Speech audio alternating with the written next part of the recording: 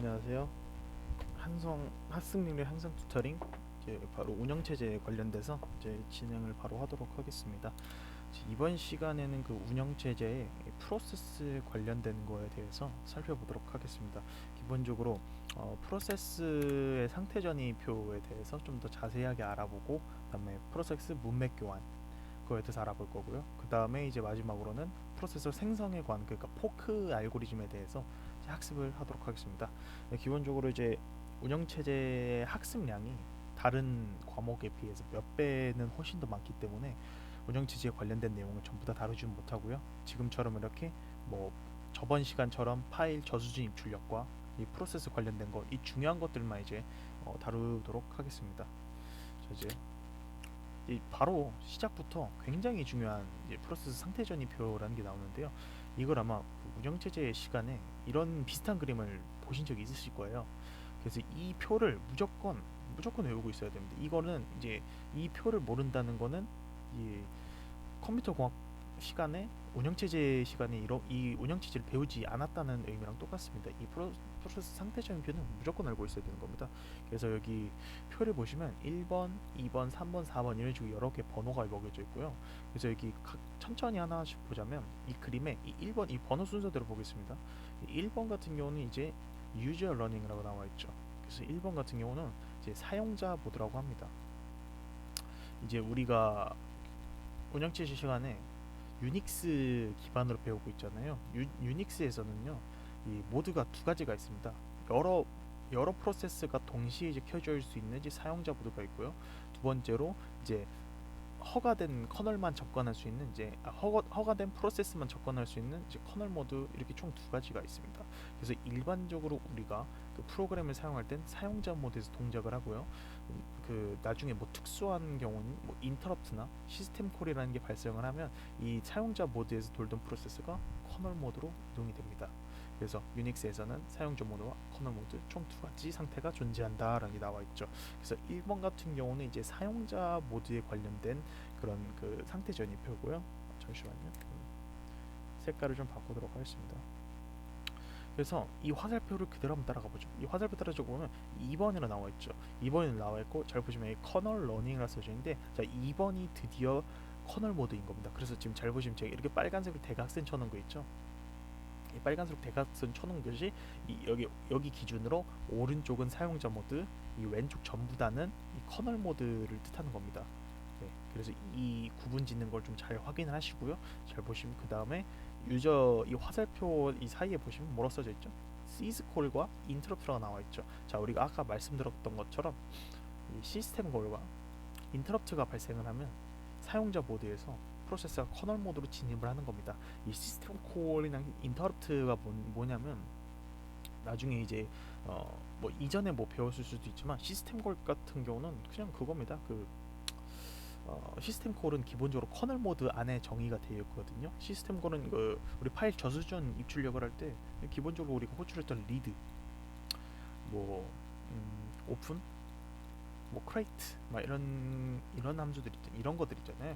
이거 같은 경우는 우리 그 흔히 말하는 C 언어에서 말하는 그 뭐 라이브러리 함수가 아니라 운영체제 자체에서 제공을 하는 시스템 콜인 겁니다. 그래서 이런 리드 오픈 크레이트 이런 메소드에 이제 접근하려면 이 사용자 모드에는 이런 메소드가 없고요. 무조건 이제 커널 모드라는 이제 특수한 모드에 들어가야 이런 리드 오픈 크레이트 기타 등등의 시스템 콜에 접근할 수 있는 겁니다. 네, 그래서 시스템 콜이나 인터럽트가 발생이 되면 커널 모드에 이제 들어가지는 거 확인했고요. 자, 그 다음에 뭐 이거 보시면 이렇게 나와 있죠. 이게 똑같이 커널 모드에서 이 동작을 하다가 또 다른 인터럽트가 일어날 수도 있어요. 그 예를 들어서 그러니까 특정 1번 프로세스가 커널 모드에 있다가 갑자기 2번 프로세스에서 인터럽트가 발생합니다. 그러면 얘에서 좀 이따 배울 거지만 1번 프로세스가 2번 프로세스로 문맥 교환, 컨텍스트 스위치를 하는 것, 이 그림을 이제 보여주고 있는 겁니다. 이게. 네. 그래서 이 그림을 좀 2번 여기까지 살펴봤고요. 여기 바로 여기로 가도록 하죠. 이 4번을 한번 보도록 할까요? 이 2번에서 4번으로 가는데, 우리 이게 슬립이라고 써져 있는 거 보이시죠? 이게 뭐냐면 기본적으로 여기 2번이, 그러니까 커널 모드가 특징이 뭐냐면, 커널 모드의 들어간 프로세스는 CPU를 점유해서 CPU의 이제 업무를 진행을 하는 겁니다. 근데 이제 CPU 같은 경우는 특성상 하나의 프로세스밖에 처리를 하지 못합니다. 그래서 2번, 그러니까 즉 커널 모드에서 CPU를 확보하지 못한 프로세스는 다 이렇게 잠들어야 되는 거죠. 그러니까 그 다른 프로세스가 그 CPU를 다 쓸 때까지 기다려야 된다는 소리입니다. 그래서 기다리는 것도 그냥 계속 그냥 무작정 기다리는 게 아니라 무조건 잠이라는 걸 지웁니다. 슬립이란 걸 둬가지고 얘네들이 무작정 기다리는 게 아니라 뭐 메모리 상에서 계속해서 CPU가 끊을 때까지 기다리는 겁니다. 그래서 이게 슬립 상태가 이거고요. 그래서 바로 오른쪽 보시면 wake up이라고 나와 있는 게 보이실 거예요. 3번 같은 경우인데요. 이게 뭐냐면 당연히 잤으면 깨워야 되는 과정도 있었겠죠. 그래서 이게 무슨 말이냐면 이 어떤 프로세스가 이 CPU를 다 쓰고 나서 이제 커널 모드 나가버렸어요. 그러니까 즉 1번으로 나가버린 거예요. 그러면 당연히 이 CPU는 다른 프로세스가 또 들어갈 수 있겠죠. 그래서 이 특정 프로세스가 이 유저 모드로 나가기 전에 이 잠들어 있던 모든 프로세스를 다 깨운다는 겁니다. 왜냐면 이 CPU를 획득을 해야 되니까. 그렇죠? 다 깨우고, 자 여기서 리스켈지 프로세스라 나와 있는데 이거 보면 이게 좀 운영 체제가 좀 신기한 게 있습니다. 여기서 웨이크업을 할 때 하나의 프로세스만 깨우는 게 아니라, 왜냐면 CPU는 하나의 프로세스밖에 처리를 못 한다 했었죠. 그럼 당연히 깨울 때도 딱 하나만 깨우면 굉장히 편리할 거 아니에요. 굉장히 명확하잖아요. 근데 운영 체제 같은 경우는 프로세스를 깨울 때 하나의 프로세스만 깨우는 게 아니라 모든 프로세스를 전부 다 깨웁니다. 이거 같은 경우는 거기서도 이거는 좀 책에 안 나와 있는데, 모든 프로세스를 깨우는 이유는 구현이 어려워서라고 합니다. 네, 구현이 어려워서 그 특정 딱 하나의 프로세스만 깨우는 게 아니라 모든 프로세스를 깨운 다음에 경쟁 알고리즘이란 게 있거든요. 프로세스 우선순위 알고리즘이란 게 있습니다. 그래서 3분에서 그거를 돌린 다음에 적절하게 적절한 프로세스를 다시 이거 CPU에다 할당을 해주는 겁니다. 자 그러면 여기서 질문 하나 드릴게요. 3분에서 프로세스가 웨이크업을 해서 일어난 게 10개의 프로세스라고 가정을 하도록 하죠. 근데 CPU는 무조건 하나의 프로세스밖에 못 들어가잖아요. 자 10명을 다 깨웠어요. 그 중에 한 프로세스가 CPU 자원을 획득했습니다. 그러면 나머지 프로세스는 몇 개죠? 9개죠. 이 9개 프로세스는 또 얘는 어디 있게 될까요? 여기서 프로세스 우선순위 알고리즘에 의해서 하나의 프로세스가 CPU로 들어가게 되고요. 나머지 9개의 프로세스는 다시 이렇게 슬립의 과정을 거치는 겁니다. 네. 아까도 말씀드렸다시피 이거 하나의 프로세스만 끼우지 않는 거는 그냥 구현이 어려워서 그렇게 한 겁니다. 네, 이렇게 일단은 굉장히 중요한 파트에 대해서 이제 알아봤고요. 그래서 이 커널 모드 있을 때 거의 이 사이클이 계속 도는 거예요. 그냥 모든 프로세스들이 이렇게 그냥 계속 프로세스 우선순위 알고리즘에 의해서 이렇게 계속 깨었다가 잠들었다 깼다 잠들었다 깼다 잠들었다 이렇게 하는 겁니다. 여기서 만약에 CPU를 다 처리를 하면 바로 이제 사용자 모드로 빠져나가게 되는 거고요. 자, 이 나머지들 이 9번 같은 경우는 이 좀비 프로세스라는 게 있는데, 좀비 프로세스 같은 경우는 프로그램이 종료가 되면 원래 메모리에서 빠져나와야 됩니다. 당연히 이제 다 끝냈으니까 프로그램 종료가 됐으니까 메모리에서 해제가 돼야 다른 프로세스가 나중에 다시 사용할 수 있잖아요. 근데 이제 좀비 프로세스 같은 경우는 프로세스가 동작을 하지 않지만 얘가 계속해서 메모리에 그냥 남아있는 그런 프로세스를 좀비 프로세스라고 합니다. 그래서 나중에 이제 포크라는 걸 배우시면 알겠지만 이 좀비 운영 체제 같은 경우는 이 좀비 프로세스가 발생할 수밖에 없는데, 이 좀비 프로세스를 없애는 방법에 대해서 그 웨이트라는 그 나중에 뒤에 배울 이제 메소드가 있는데, 거기서 이 좀비 프로세스를 해제를 하는 그런 그 절차를 보여주고 있으니까 좀 뒤에서 좀 살펴보도록 하고요. 그리고 여기 보시면 8번을 한번 보도록 할게요. 8번 같은 경우는 이 포크가 나와 있죠. 포크가 뭐냐면 이 항상 유닉스 기반에서 어떤 프로세스를 만들고 싶을 때는 무조건 이 포크라는 메소드 딱 하나로 만들 수 있습니다. 이 포크 같은 경우는 말 그대로, 자, 보시죠. 모든 프로세스는 포크라는 메소드를 통해서 생성이 된다. 예.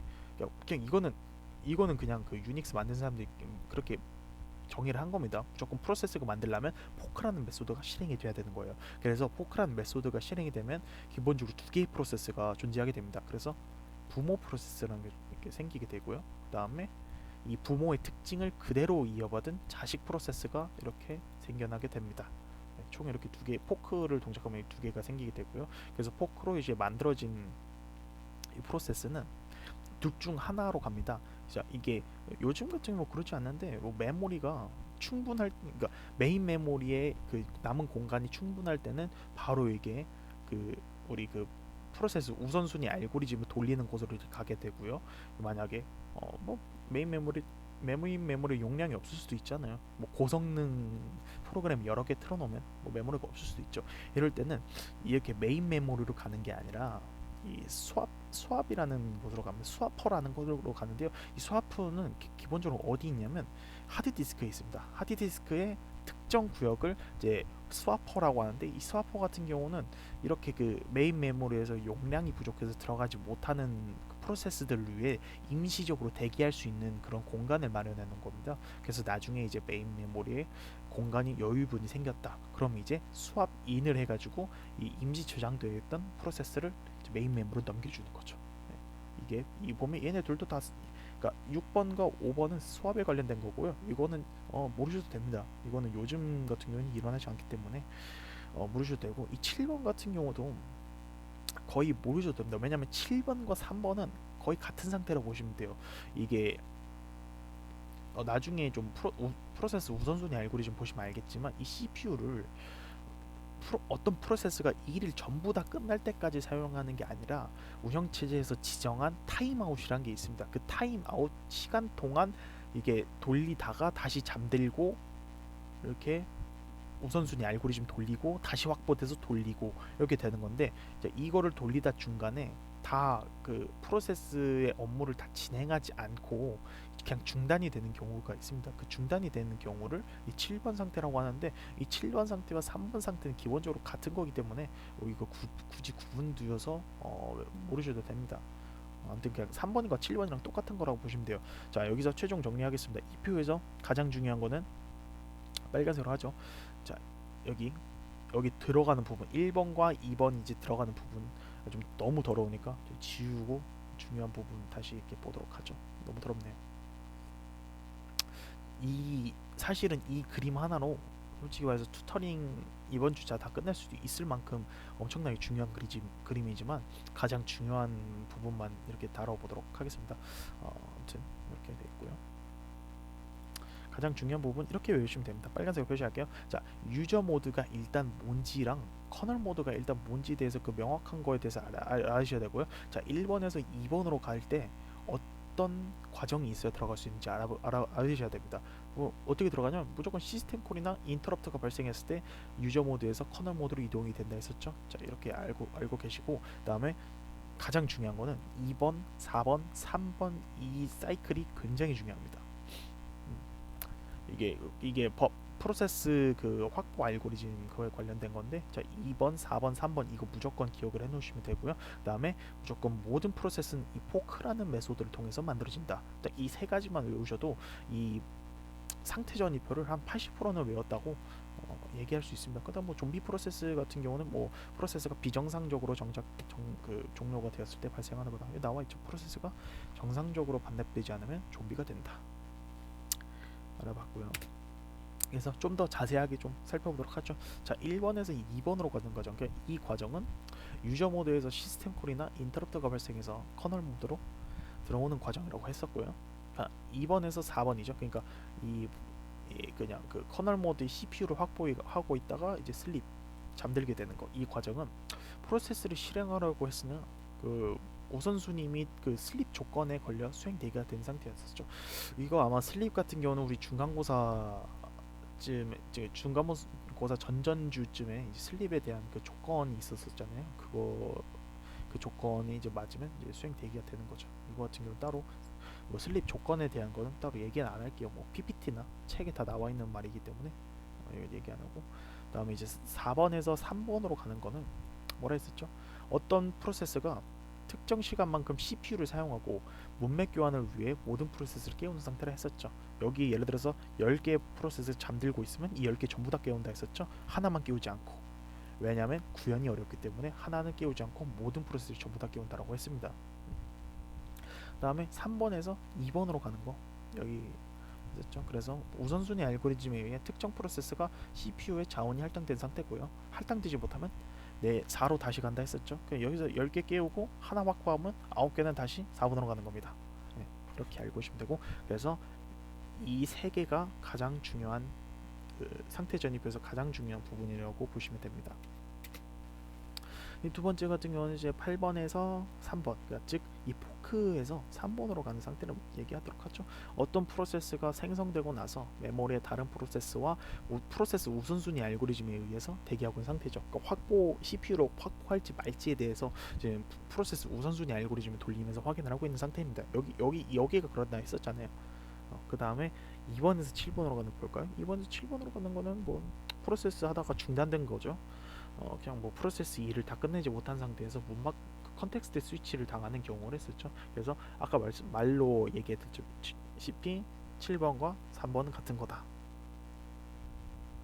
자, 마지막으로 이제 2번에서 9번으로 갈 때, 그러니까 2번에서 예기치 못한 오류로 좀비 프로세스가 되는 경우를 했었죠. 그래서 프로세스가 일을 하던 도중 예기치 못한 오류로 앱세트되어 좀비 프로세스가 된 경우였죠. 이 좀비 프로세스가 뭐냐면 자기 자신의 종료 상태를 부모 프로세스에게서 이제 회수를 하지 않은 프로세스로 하는 일 없이 메모리 공간을 계속해서 갖고 있는 상태라고 합니다. 기본적으로 유닉스에서 메모리 반납되는 게 어떤 구조를 띠고 있냐면 모든 프로세스는 다 부모 프로세스라는 게 있습니다. 그래서 예를 들어서 자식이 프로그램을 종료를 하면 무조건 이거에 연결된 부모 프로세스가 자식의 죽음을, 그러니까 종료를 뜻한 거죠. 죽음을 이제 딱 받아들여서 얘를 이제 메모리에서 빼주는 작업을 해줘야 돼요. 무조건 부모가 자식의 죽음을 그 뭐랄까 받아들였을 때 메모리에서 이제 해제를 해주는 작업이 무조건 필요하다고 했습니다. 이것도 나중에 어떤 알고리즘에 이게 나와 있으니까 나중에 한번 보시면 되고요. 아무튼 유닉스는 이런 식으로 좀 만들어 놨습니다. 자, 두 번째 영상으로 바로 다 하도록 할게요.